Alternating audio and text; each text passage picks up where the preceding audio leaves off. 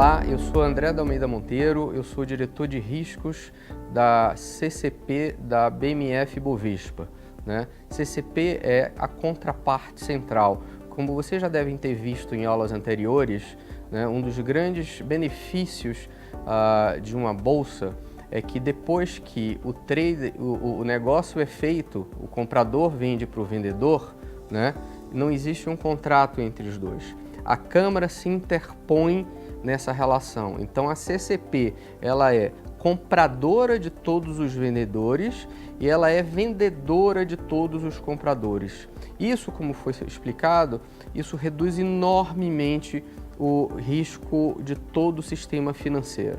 Então, qual que era a principal obrigação, qual é o principal trabalho de uma CCP? Simples, é honrar as obrigações como contraparte central, mas mesmo que haja uma inadimplência. Enquanto todos os compradores estão pagando e os vendedores estão entregando o que venderam, está tudo muito certo. O problema acontece quando há uma falha, quando há uma inadimplência, né? Para tanto, a CCP ela tem que se proteger contra isso, né? Como que ela se protege, né? A ideia é muito simples, é a ideia do cheque calção, né? Por exemplo, qual é o valor, né, de dívida, né? Qual o valor da dívida que o investidor pode ter para com a bolsa? Essa dívida é uma dívida potencial, né? Porque ela pode acontecer amanhã, ela pode acontecer daqui a 3 dias, então é uma dívida futura, né? Para a CCP se proteger contra essa dívida futura, né, se cobra garantia, né? É exatamente o cheque calção. Eu tenho uma dívida futura, eu vou pedir ao investidor que me dê um cheque calção, eu vou pedir ao investidor que deposite garantia, tá? Essa dívida, né, futura, a definição dela é muito simples, é a perda futura severa que a carteira pode sofrer, né? E perda futura severa nada mais é do que a definição de risco da carteira. Essa palavra risco vocês vão ouvir por diversas vezes nas próximas aulas. A BMF Bovespa ela teve que desenvolver sua própria calculadora de risco. Nos últimos 5 anos nós tivemos 18 pesquisadores trabalhando para desenvolver, gerar inclusive artigos acadêmicos, né, publicados, né, em revistas internacionais para desenvolver essa calculadora de risco. O nome dessa calculadora de risco é CORE. CORE significa Close Out Risk Evaluation. Ela vai ser detalhada em algumas aulas no futuro, né, daqui a pouco. O CORE talvez, né, seja a medida de risco mais avançada disponível hoje no mundo. Para vocês terem uma ideia, nos últimos 3 anos nós recebemos mais de 20 câmaras de outros países, mais de 20 CCPs de outros países para entender como o CORE funciona. Muito bem. O conjunto de garantias que a Câmara tem se chama estrutura de salvaguardas, né? Ocorrida a inadimplência, a CCP ela deve estar preparada para tratar essa inadimplência. A gente não pode sair pensando na hora, ai meu Deus, o que é que eu faço se alguém não me pagar? Não, a gente tem que ter um conjunto de procedimentos e regras analisados, escrito, publicado e de domínio público, né, para como a CCP vai tratar a inadimplência. Esse conjunto de providências é chamado tratamento de inadimplência, tá? Uma coisa importante, lembra que eu falei para vocês que nós cobramos garantia do investidor, né? Mas a rigor, a gente não cobra só garantia do investidor, a gente cobra garantia dos participantes que dão acesso a esse investidor à bolsa. Porque veja, o investidor ele não acessa diretamente a CCP. O investidor ele entra em contato com a corretora e a corretora manda as operações para a bolsa, né? Então, existe uma cadeia de responsabilidades, né? Uma cadeia de relacionamento que envolve direitos e obrigações, né? Envolvendo o investidor, a corretora e o membro de compensação.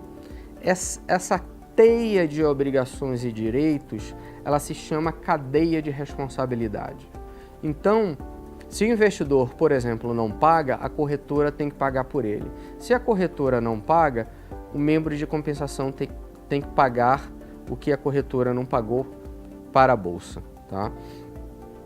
A estrutura de salvaguarda, que é o conjunto de garantias, ela é baseada nas cadeias de responsabilidade, né? Ou seja, nós chamamos de garantias do investidor, da corretora e do membro de compensação, e a estrutura de salvaguarda, ela é estruturada a partir de mecanismos para alinhar os incentivos e evitar conflitos de interesse. Nós vamos discutir a estrutura de salvaguardas e a cadeia de responsabilidade em detalhe, tá? Agora veja, para colateralizar o risco, a operação sendo feita hoje, agora meio-dia, né? Se a operação é feita hoje ao meio-dia, o investidor só vai colateralizar, só vai depositar garantias amanhã às 10 da manhã. Mas espera aí, e o risco do preço variar entre agora e o final do dia e ele não me pagar amanhã? Bom, mas espera aí, se ele não me pagar amanhã, eu ainda não tenho garantia depositada por ele. Isso é verdade. Então, para mitigar esse risco, nós temos uma ferramenta que é o monitoramento de risco intradiário, né? Nós também vamos ter uma aula dedicada a monitoramento de risco intradiário, tá? A gente está sempre falando de garantia. O sinônimo de garantia é colateral, né? Eu não posso receber em garantia, por exemplo, um terreno, uma casa, né? Um aluguel. Isso não pode. Eu tenho que ter um conjunto de regras para aceitação de garantias e como essas garantias podem ser movimentadas, né? Então nós vamos ter uma aula só sobre garantias, né? Ao todo, né, para falar sobre administração de risco, nós vamos ter 8 aulas, né? Qual que vai ser essa sequência? Primeiro, nós vamos falar sobre a cadeia de responsabilidade. Em seguida, a gente vai falar sobre estrutura de salvaguardas. Em seguida, tratamento de inadimplência, critérios de movimentação de garantias e o core. Como é uma medida de risco muito avançada, muito sofisticada, nós vamos ter 3 aulas para o core. A primeira aula, nós vamos ver a estrutura do core, uma espécie de resumo como ele funciona.